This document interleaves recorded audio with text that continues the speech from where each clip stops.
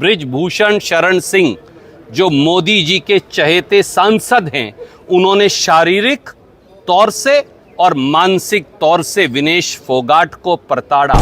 एक षड्यंत्र के तहत उसे डिस्क्वालीफाई करवाया। कौन है जिसे विनेश फोगाट की जीत हजम नहीं हुई? किसने हरियाणा और देश की बेटी की पीठ में छुरा घोंपा? और हिंदुस्तान की सरकार कहां है? देश के खेल मंत्री कहां? 140 करोड़ देशवासी आज स्तब्ध हैं।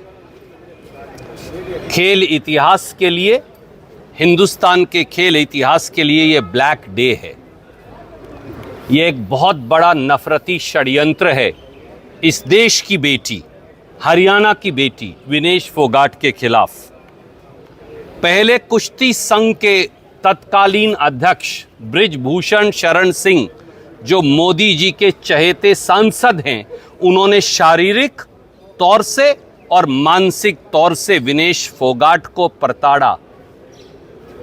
उसके बाद दिल्ली की सड़कों पर जंतर मंतर तक 140 दिन तक संघर्ष करने के बाद दिल्ली पुलिस से भाजपाइयों ने उसे घसीटवाया।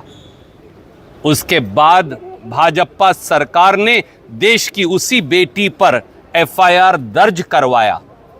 इन सब बातों के बावजूद भी हमारी बेटी विनेश फोगाट ने ना धैर्य खोया, ना शौर्य खोया, बल्कि हिंदुस्तान का तिरंगा ओलंपिक में लहरवाया।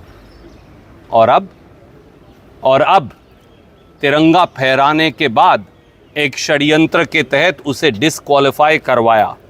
सवाल बड़े सीधे हैं देश के। कौन है जिसे विनेश फोगाट की जीत हजम नहीं हुई? नंबर 2, किसने हरियाणा और देश की बेटी की पीठ में छुरा घोंपा? नंबर 3, किसने ताकत का बेजा इस्तेमाल किया? नंबर 4, किसका चेहरा बचाने के लिए ये पूरी साजिश हुई? इन बातों का जवाब तो चाहिए। जो बेटी 3 अंतर्राष्ट्रीय अजय पहलवानों को एक दिन में हराती है, उसका वजन 100 ग्राम कैसे बढ़ जाता है?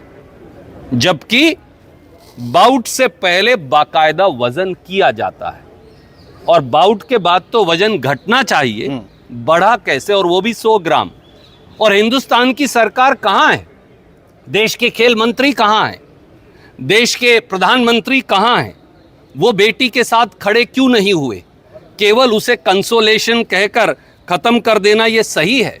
ये षड्यंत्र का चक्रव्यूह टूटकर रहेगा और असली चेहरे अवश्य बेनकाब होंगे। हम विनेश फोगाट को पूरे देश की ओर से कहना चाहेंगे कि खूब लड़ी मर्दानी, वो तो भारत की बिटिया रानी थी। हमारे लिए तो वो ओलंपिक मेडल विनर थी, है और रहेगी। उसने ये साबित कर दिया कि हिमालय के आसमान में भी छेद हो सकता है और हिमालय की पर्वत जो है उसको पैरों तले तिरंगे के आगे झुकाया जा सकता है।